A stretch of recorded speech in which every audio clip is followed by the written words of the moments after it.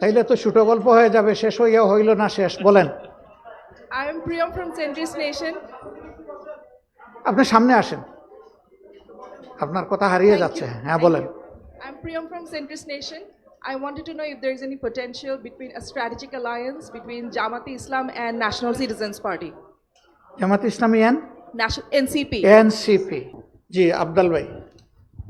আসসালামু আলাইকুম মাননীয় আমিরে জামাত, আমি সৈয়দ আব্দাল আহমেদ, দৈনিক আমার দেশের নির্বাহী সম্পাদক। আমি প্রথমেই আপনাকে ধন্যবাদ জানাই যে আপনার ইউরোপের ইউনিয়নের দেশগুলো সফরকালে আপনি বাংলাদেশের স্বার্থগুলো এবং আন্তর্জাতিক সমস্যাগুলো তুলে ধরেছেন এবং একটা পজিটিভ আলোচনা আপনাদের হয়েছে। আপনার এই সফরকালে আপনি লন্ডন গিয়েছেন এবং সেখানে অবস্থানরত বাংলাদেশের সাবেক প্রধানমন্ত্রী বিএনপির চেয়ারপারসন বেগম খালেদা জিয়া এবং বিএনপির ভারপ্রাপ্ত চেয়ারম্যান জনাব তারেক রহমানের সঙ্গে আপনার সাক্ষাৎ হয়েছে। আপনারা ইতিমধ্যে বলেছেন যে এটা আপনাদের সৌজন্য সাক্ষাৎ। হ্যাঁ অবশ্যই। তো আমরা যেটা লক্ষ্য করলাম যে কিছুদিন আগেও বিএনপি এবং জামাতের মধ্যে কিছুটা বিরোধ সারা দেশে আমরা লক্ষ্য করেছি, কিন্তু এই সফরের পর হঠাৎ করে আমরা দেখলাম যে একটা ইতিবাচক দিক পরিলক্ষিত হচ্ছে, বিশেষ করে নির্বাচনের সময়ের ব্যাপারে। যেমন বিএনপি থেকে ডিসেম্বরের মধ্যে নির্বাচন চাওয়া হচ্ছে এবং আপনি বলেছেন যে রোজার আগে এবং হ্যাঁ ফেব্রুয়ারি। তো আপনাদের এই যে শীর্ষ বৈঠক, এটা অবশ্যই শীর্ষ বৈঠক, দুইটি প্রধান দলের শীর্ষ নেতার মধ্যে বৈঠক হয়েছে। তো বাংলাদেশের মানুষ মনে করে এটা শুধুই সৌজন্য বৈঠক নয়, বাংলাদেশের রাজনীতির বিষয়, এখানে গুরুত্বপূর্ণ বিষয়গুলো আলোচিত হয়েছে এবং মানুষের খুব কৌতূহল। এবং আমরা আজকেও আমি লক্ষ্য করেছি যে বিভিন্ন মহলে এই বৈঠক নিয়ে আলোচনা হচ্ছে। তো আমরা জানতে চাই যে গুরুত্বপূর্ণ রাজনীতির কী বিষয়গুলো আলোচনা হয়েছে, বিশেষ করে নির্বাচনের বিষয়ে, এই যে পতিত স্বৈরাচার ফ্যাসিস্টের বিচারের বিষয়ে বা অন্য কোনো বিষয় থাকলে আপনি যদি বলুন, আমরা আলোকিত হব।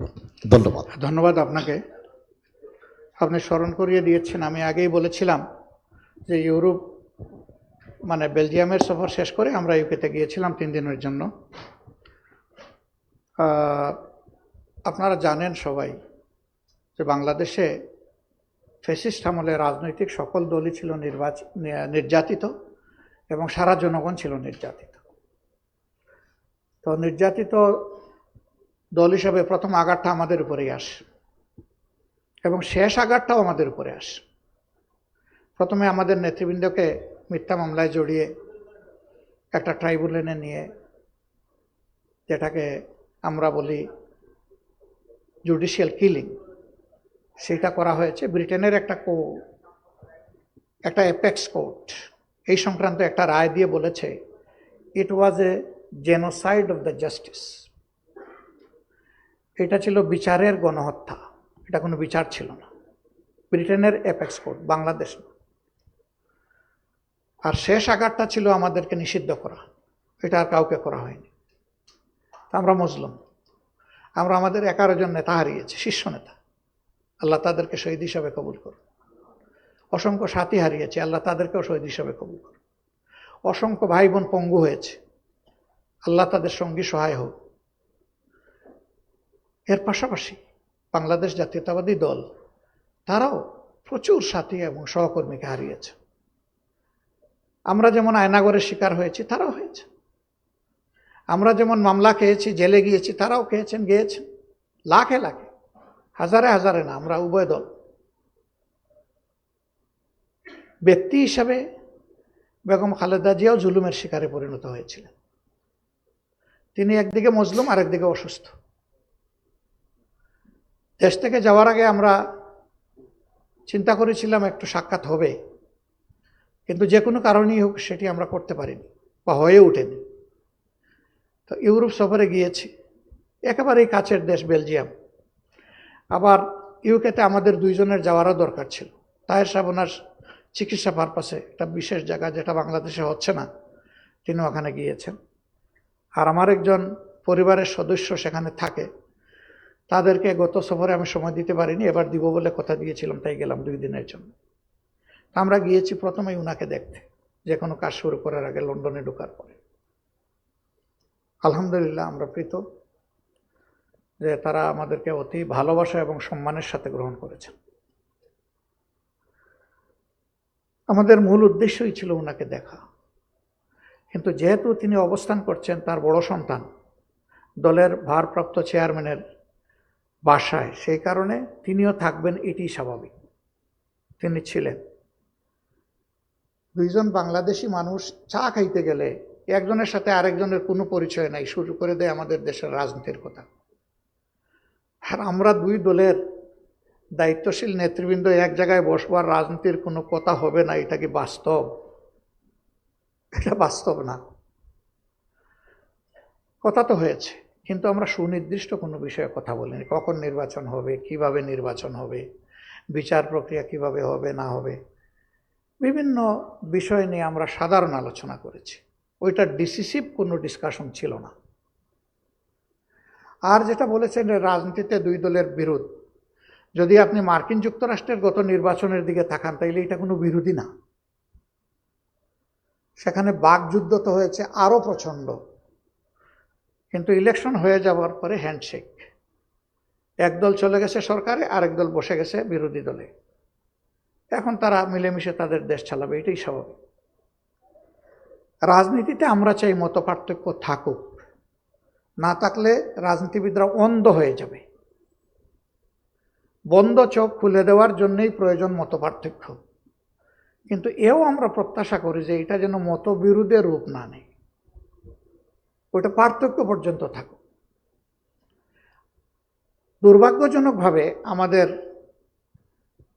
রাজনীতিবিদরা অনেক সময় বিষয়গুলো খেয়াল করেন না বা করি না। এটা করতে হবে। যদি আমরা দেশকে ভালোবাসি তাইলে এই ভালোবাসার শ্রদ্ধার জায়গায়, মিউচুয়াল রেসপেক্টের জায়গায় আমাদেরকে আসতে হবে। আমার ওপিনিয়ন আমি দিব, কিন্তু এটা বলতে পারবো না যে এইটাই করতে হবে।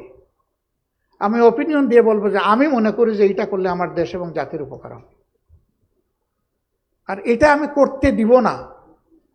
যে যাই চাক, এটাও রাজনীতি এবং গণতন্ত্রের ভাষা না। করতেই হবে যেমন ভাষা না, করতে দিব না সেটাও ভাষা না। আমি বলতে পারি যে ওই কাজটি করলে জাতি এই ক্ষতি হবে, অতএব এটা হওয়া উচিত নয়, কিন্তু আমরা অনেক সময় এই সীমানাটা মানি না। মানতে হবে আমাদের। তবে স্বাভাবিকভাবে আপনারা জাতি প্রত্যাশা করে, আমি নিজেও দেখছি, এটা প্রথমে বিএনপি চেয়ারপারসনের মিডিয়া উইংয়ের সাবেক একজন দায়িত্বশীলের ফেসবুকে প্রথমে বিষয়টা আসে।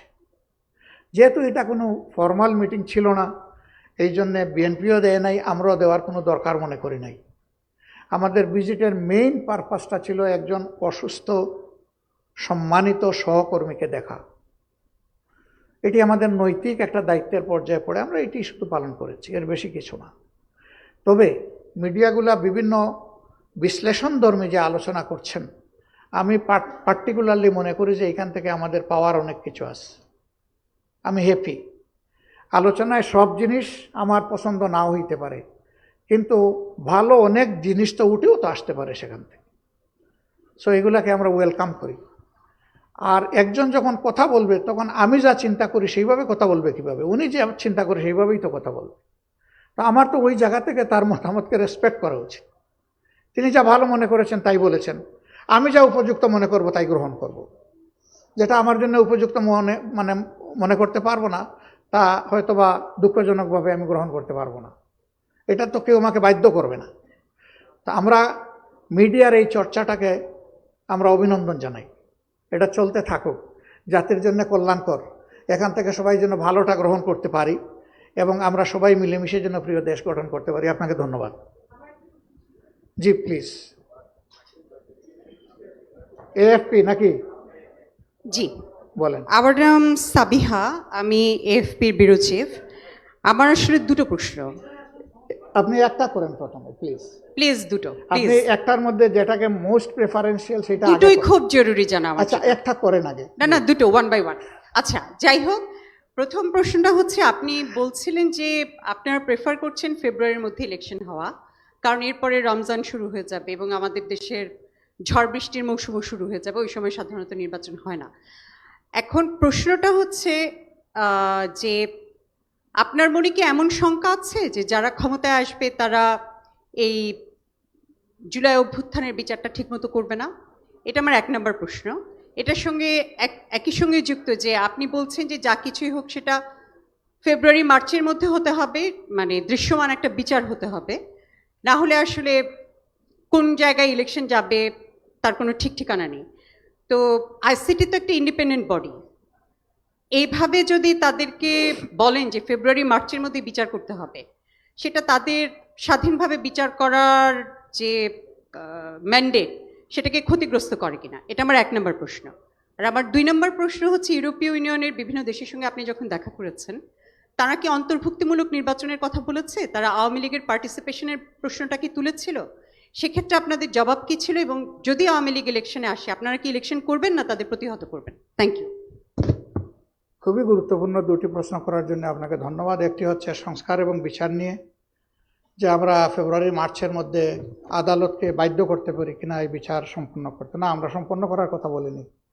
আমরা বলেছি যে কিছু বিচার হতে হবে দৃশ্যমান, যাতে জাতির মনে আস্থা তৈরি হয় যে বিচারের এই ধারাটা অব্যাহত থাকবে। আপনি বলেছেন পরবর্তী সরকারের ব্যাপারে এই ব্যাপারে কোনো সন্দেহ আছে কিনা।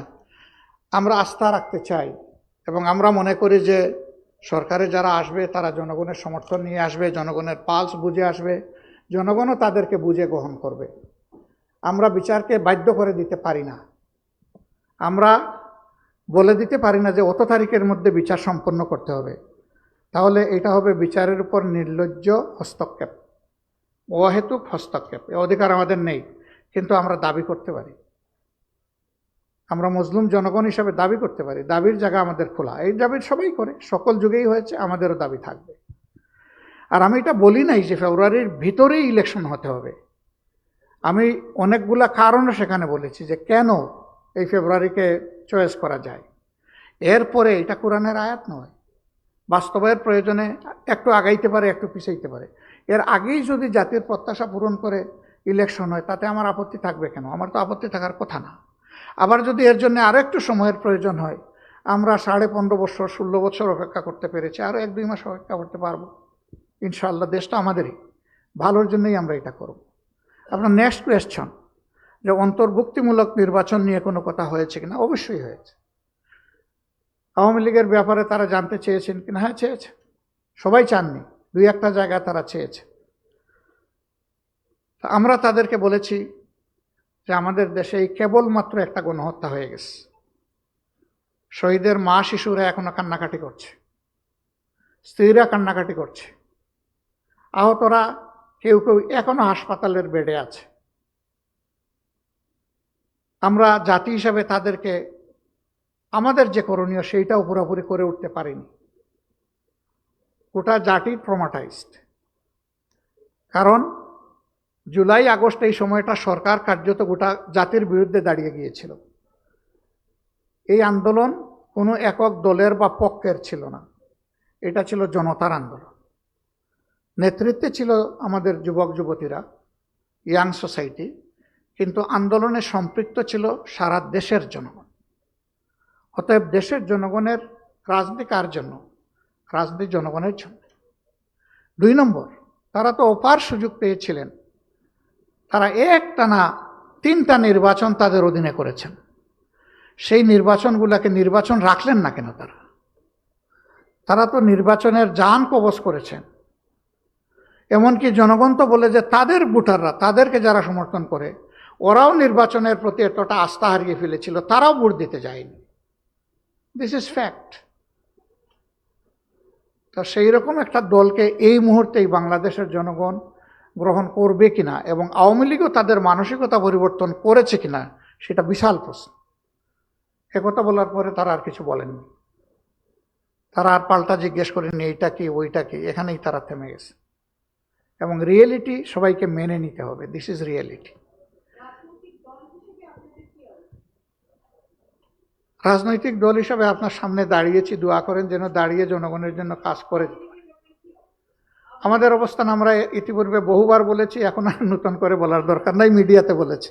ধন্যবাদ। এরপরে জি, আসসালামু আলাইকুম। আমার নাম হচ্ছে মাজহারুল ইসলাম, কাজ করে নিউজ 24। মাননীয় আমির, সেটা হচ্ছে যেহেতু জামাতের ইয়েগুলো আমি একটু কভার করি।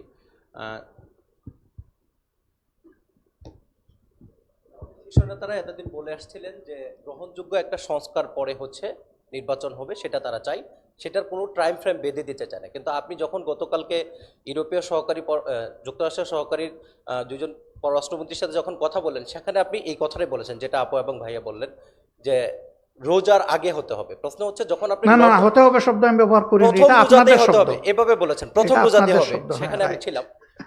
এভাবে আপনি বলেছিলেন, যে আমি যদি ভুল না করি আর কি।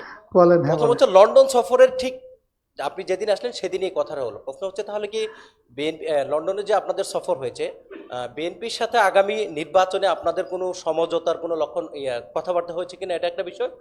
জনাব আব্দাল ভাই আরেকটা প্রশ্নের বিষয় যে হচ্ছে যে জবাব আপনারা দিয়েছি এখনো ওখানে সবাই নিবন্ধন এসে গেছে। ফিরে পান নাই, নিবন্ধনের যে বিষয়টি সেটি ফিরে পান নাই। যদি নিবন্ধন আপনারা ফিরে না পান আপনাদের প্রতীকের, তাহলে পরবর্তী নির্বাচনে আপনাদের আসলে পলিসি কি হবে সেটা যদি একটু বলেন। কেন পাবো না, আমরা পাবো ইনশাল্লাহ। ধন্যবাদ আপনাকে।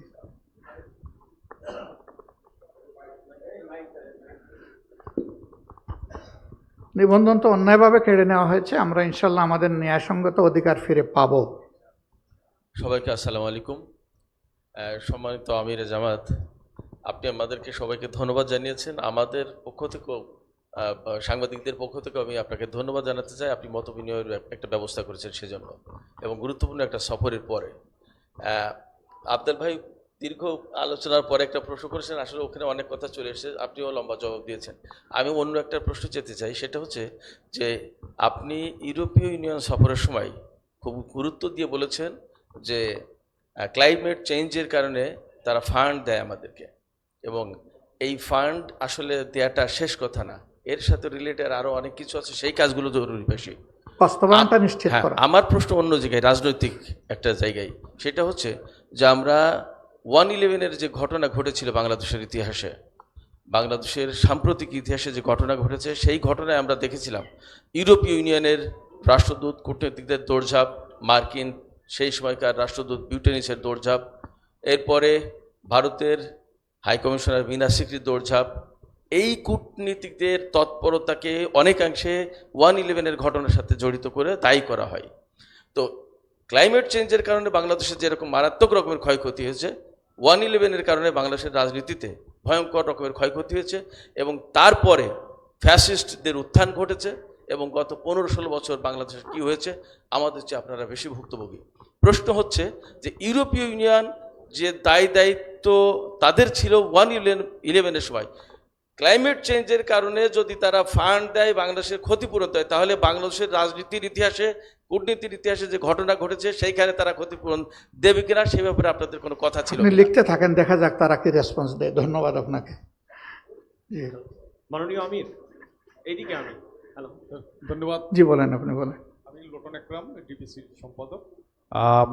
ইতিমধ্যে আমাদের বড় ভাই আবদাল ভাই একটা গুরুত্বপূর্ণ প্রশ্নের উত্তর আপনি বিস্তারিত বলেছেন। তারপর আমার একটা ওটার সঙ্গে অ্যাড করতে চাই যে আপনার নির্বাচনে যে মৌলিক যে সংস্কারগুলো আপনার দৃশ্যমান হতে হবে ইলেকশনের আগে, সে জায়গাটায় মানে বিএনপি চেয়ারপারসন এবং ভারপ্রাপ্ত চেয়ারম্যানের সঙ্গে কি আপনার আলাপ হয়েছে? না, না। কোন মৌলিক সংস্কারগুলো নির্বাচনের আগে হওয়া না, প্রয়োজন আর কোনটা স্পেসিফিক নির্বাচন কোনো করা আলাপ হওয়া- আমরা করিনি। এটা একটা সাধারণ সৌজন্যমূলক আলোচনা ছিল, আমরা স্পেসিফিক কোনো বিষয় আলোচনায় যাইনি। আচ্ছা, আরেকটি সাপ্লিমেন্টারি প্রশ্ন, বেগম খালেদা জিয়া এবং তারেক রহমান সাহেব দেশে আসার ব্যাপারে কোনো সুনির্দিষ্ট তারিখ নিয়ে কি আপনার সঙ্গে আলোচনা হয়েছে? না, শুধু ম্যাডামের ব্যাপারে এতটুকু অনুধাবন করেছি যে তিনি মানসিকভাবে একটু ভালো আছেন, কারণ দীর্ঘদিন পরে তিনি আপনজনকে পাশে পেয়েছেন, তাদের সাথে থাকতে পারছেন। তো তিনি প্রস্তুতি নিচ্ছেন, হয়তো বা এটা আগামী মাসের কোনো এক সময় হতে পারে বলে আমরা অনুমান করেছি, সুনির্দিষ্ট কিছু বলেননি। আর তারেক সাহেবের পক্ষ থেকে ওইরকম কিছু আসেন, কবে আসতে পারেন তিনি দেশে, সে আলোচনা আমরাও তুলিনি, উনিও কিছু বলেন। তিনি তার দেশে আসবেন, অসুবিধা কি? কোনো অসুবিধা তো নাই, এদেশ তো তার, আমার, আপনার, সবার। আমি ইকরামুল হক সাইম, এটিএন বাংলা কাজ করি। কালকে বিএনপি মহাসচিব বলেছেন যে ডিসেম্বরের মধ্যে নির্বাচন না হলে দেশের পরিস্থিতি খারাপ হবে।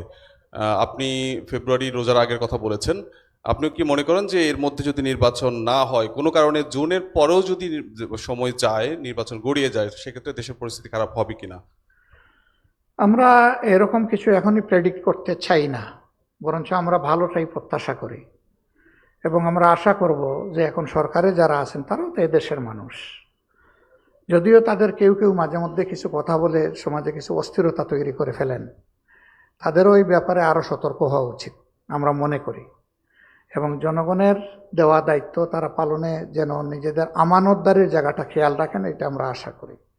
আমরা ধারণা করি যে প্রধান উপদেষ্টা তার কথার মর্যাদা রক্ষা করবেন এবং যেভাবে মির্জা সাহেব বলেছেন যে কাট অফ টাইম, আমরা ঠিক ওই রকম কথা বলতে চাচ্ছি না, কারণ এটা এই রকম একদম ফিক্স আপ করে দিলে এটা পয়েন্ট অফ নো রিটার্নের মতো হয়ে যায়। দেন হোয়াট, একটু মিনিমাম ফ্লেক্সিবিলিটি তো থাকতে হবে, যেটা বাস্তব প্রয়োজনে হতে পারে।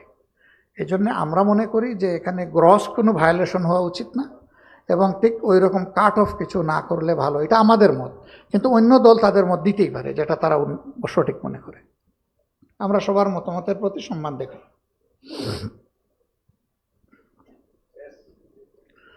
আমার মনে হচ্ছে যে আর মৌলিক কোনো প্রশ্ন আপনাদের নেই। আমার শেষ একটা প্রশ্ন যে বিএনপি কালকে প্রধান উপদেষ্টার সাথে বৈঠক করে বলেছেন যে তারা অসন্তুষ্ট এবং তারা নির্দিষ্ট একটি টাইম ফ্রেম দিয়েছে, ডিসেম্বরের মধ্যে তারা নির্বাচন চায়। আজকে আপনার বক্তব্যে দেখলাম যে আপনি রমজানের কথা বলছিলেন, কিন্তু আজকে সেই অবস্থান থেকে সরে এসেছেন, যদি আমি ভুল না করি, যে আপনি শর্ত যেগুলো দিয়েছেন 3টি গুরুত্বপূর্ণ বিষয় বলেছেন এবং সেটি না পূরণ হলে নির্বাচন হলে লাভ নেই। তার মানে আপনি আরও সময় দিতে রাজি। বিএনপি এই অবস্থায় তাদের শরিকদের সাথে আলোচনা করে কর্মসূচিতে যাবে। তো আসলে অবস্থান চেঞ্জ হচ্ছে কি না, যে রাজনৈতিকভাবে এই কর্মসূচিতে যে বিএনপি যাবে তখন আপনাদের অবস্থানটা কি হবে নির্বাচনের দাবিতে? না না, ঠিক আছে, আপনি আপনার পারসেপশন অনুযায়ী কথা বলেছেন। আজকের এই মিটিংয়ে আমি কি সব কথা বলতে পারবো না। এখানে রিলিভেন্ট যতটুকু গুরুত্বপূর্ণ কথা ততটুকু আসবে। আমরা সংস্কারের কথা কি একবারও বাদ দিয়েছি আমাদের বক্তব্যে? কখনো কি বলেছি যে আপাতত সংস্কার দরকার নেই? অথবা কখনো কি বলেছি যে গুরুত্বপূর্ণ সংস্কার ছাড়াও এই নির্বাচন হতে পারে? কখনো তো বলিনি আমরা। একথা কিন্তু আমরা সবসময় বলে এসেছি যে গুরুত্বপূর্ণ সংস্কারগুলো হতে হবে, সব সংস্কার নয়। সংস্কারে আমাদের 41টা পয়েন্ট আছে, আমরা 6টা পয়েন্টের উপরে মাত্র গুরুত্ব দিচ্ছি এখন। আমরা মনে করি না যে ইন্টারিম গভর্নমেন্ট 41টা সংস্কার করতে পারবে, ওইটা নির্বাচিত সরকারের উপরে বর্তাবে। আমাদের দাবিগুলো যদি যৌক্তিক হয়, বিএনপির আছে 31, আমাদের আছে 41, একটা দলের দেখলাম 57 না 58টা আছে। তো সরকারগুলোর কাছে তখন সবাই যার যার সংস্কারের প্রস্তাবনা দিবে, কে কতটুকু করবে এটা তাদের এবিলিটি এবং সদিচ্ছার উপর নির্ভর করবে। সদিচ্ছা একটা বড় জিনিস। আমরা কিন্তু সংস্কার থেকে কোনো সময় সরে আসিনি। আর কালকে আপনি ছিলেন তো, সেখানে ছিলেন না? তো সেখানে তো বৃষ্টি ঝরছিল বোধহয়, এমনকি আমার মাথার উপরে আপনারা ছাতাও একটু কষ্ট করে ভালোবেসে ধরেছিলেন। ওই সময় সব কথাই কি ভাই বলা যায়? ওই সময় সব কথা বলার সময় ছিল না। আমি সরে আসিনি, একটা কথা আরেকটা কথার কমপ্লিমেন্টারি, সম্পূরক, কোনোটাকে কোনোটার থেকে আলাদা করা যাবে না। ধন্যবাদ আপনাদের সবাইকে। জামাতে আমি একটা সর্বশেষ একটা প্রশ্ন করি। আমি মাই টিভিতে আছি, মাই টিভি সিনিয়র রিপোর্টার। একটা বিষয় আমি জানতে চাই, বিগত দিনের রাজনৈতিক পট পরিবর্তনের পর থেকে যে কর্মযোগগুলো আমরা দেখেছি আমাদের চোখে বা আমাদের একদম দৃশ্যমান, এই জায়গাগুলো থেকে দাঁড়িয়ে গতকালকে ইন্টারিম গভর্নমেন্টের একজন আইন উপদেষ্টা উনি বলেছেন যে জুনের মধ্যে নির্বাচন। আমরা আবার প্রধান নির্বাচন কমিশনের সঙ্গে আমরা থাইল্যান্ডেও আমরা কথা বলেছি হোয়াটসঅ্যাপে, তারা বলেছে তারা নির্বাচনের জন্য সমস্ত প্রস্তুত। আপনারা বলছেন স্থানীয় সরকার আগে চান নির্বাচন, কেউ বলছে জাতীয় সংসদ নির্বাচন আগে চান। কিন্তু আমার কথা হচ্ছে, একটু আগে যেমন আপনি বললেন যে আমরা ভোটের জন্য, ভোটের খায়েশে বা দল ক্ষমতা আনার জন্য রাজনীতি করছি না, আমরা জনগণের ভোটাধিকার ফিরিয়ে দিতে গণতন্ত্র প্রতিষ্ঠার জন্য করছেন। তো সেক্ষেত্রে যে হয়ে থাকে জুনের মধ্যে কি আসলে যে নির্বাচনের এজেন্ডা নিয়ে আগাচ্ছে যে বর্তমান যে অন্তর্বর্তীকালীন সরকার এবং নির্বাচন কমিশন, তাতে কি সব রাজনৈতিক দলের কি অংশগ্রহণের সুযোগ আছে? বা যারা ফ্যাসিবাদ বিরোধী ছিল তারাও কিন্তু আসার একটা পায়তারা চলছে, সেই জায়গা থেকে আমাদের অবস্থানটা কি থাকবে? আর যারা ফেসিবাদ বিরোধী না, যারা ফেসিবাদী ছিল তাদেরও একটা পায় তারা চলছে, এটা বোধহয় বলতে চেয়েছেন আপনি নাকি? জড়িত, হ্যাঁ, তারাও আসার, ওটা দেখা যাবে সময় আসলে। তো আমরা আগেই বলতে চাই না বাঘ এসেছে, বাঘ এসেছে, যদি কখনো আসে দেখা যাবে। আর এমনিতে যেটা বলেছেন যে এর ভিতরে সব দল, আমি আগেই বলেছি, দেখেন খেয়াল করেন যে রাজনৈতিক দলগুলোর উপরেই এখন মূলত দায়িত্ব বর্তাচ্ছে জনগণের চাহিদা, মিনিমাম চাহিদার আলোকে যে সংস্কার, সেই সংস্কারে আমরা কিভাবে কতটুকু সহযোগিতা করছি তার উপর নির্ভর করছে এই নির্বাচনের অনুষ্ঠান হওয়ার বিষয়টা। এটা এবং বিচার, এই দুইটা ব্যাপারে মানে সামান্য কোনো এদিক সেদিক করার কোনো সুযোগ নেই। এবং কেউ বলবে না যে আমরা বিচার চাই না, কেউ এটাও বলবে না আমরা সংস্কার চাই না, সবাই বলতেছে সংস্কার চাই। তাহলে এই গুরুত্বপূর্ণ জায়গায় তো আমাদেরকে অবশ্যই আন্তরিকতা নিয়ে এগিয়ে আসতে হবে এবং সহযোগিতা করতে হবে। ধন্যবাদ সবাইকে, আপনারা অ্যাটেন্ড করেছেন এবং আপনারা প্রশ্ন করে আমাদেরকে সহযোগিতা করেছেন। এই জন্যে এখন আমরা আপনাদেরকে ধন্যবাদ জানিয়ে দাওয়াত দিচ্ছি যে ইনশাআল্লাহ আমরা আপনাদের জন্য সামান্য লাঞ্চের আয়োজন করেছি, একটু আমাদের সাথে আপনারা এই লাঞ্চে অংশগ্রহণ করবেন। One last question, please. আমি যে শেষ করে দিয়েছিলাম, আপনি রিলেশন কানেকশন এগুলো জানতে চাচ্ছেন। এই পার্টিটা এখনো কিন্তু পুরোপুরি ফর্ম করেনি, তারা ফরমেশনে আসতে যাচ্ছে। এই অবস্থায় এখনই তাদের সম্পর্কে কোনো কিছু বলা আমার পক্ষে সম্ভব না। আমরা দেখতে চাই তারা কিভাবে আসে, আসার পরে সব কিছু বিবেচনা করে অবশ্যই আমরা আমাদের কর্তব্য নির্ধারণ করব। ধন্যবাদ আপনাকে। আমি উনাকে মানে ওমেন্স এম্পাওয়ারমেন্টের দাবি তো এই জন্য উনাকে দিয়েছিলাম। আপনি কি একটু সবর করবেন? একটা আল্লাহু বলে আকবার। দিই, সেটা হলো আপনারা জামাত বিএনপি 4 দলীয় জোটভুক্ত ছিলেন, এরপরে 8 দলীয় জোট, 12 দলীয়, 18 দলীয় জোট হয়েছে।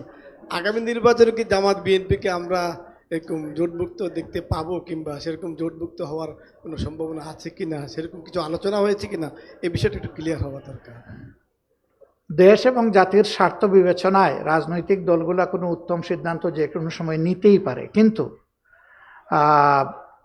ইতিমধ্যেই কোনো দলের পক্ষ থেকে পরিষ্কার বলা হয়েছে যে আমরা কোনো রাজনৈতিক জোট করব না। আমরা এখানেই আপাতত থাকি আর অপেক্ষা করতে থাকি। সবাইকে ধন্যবাদ। আসসালামু আলাইকুম।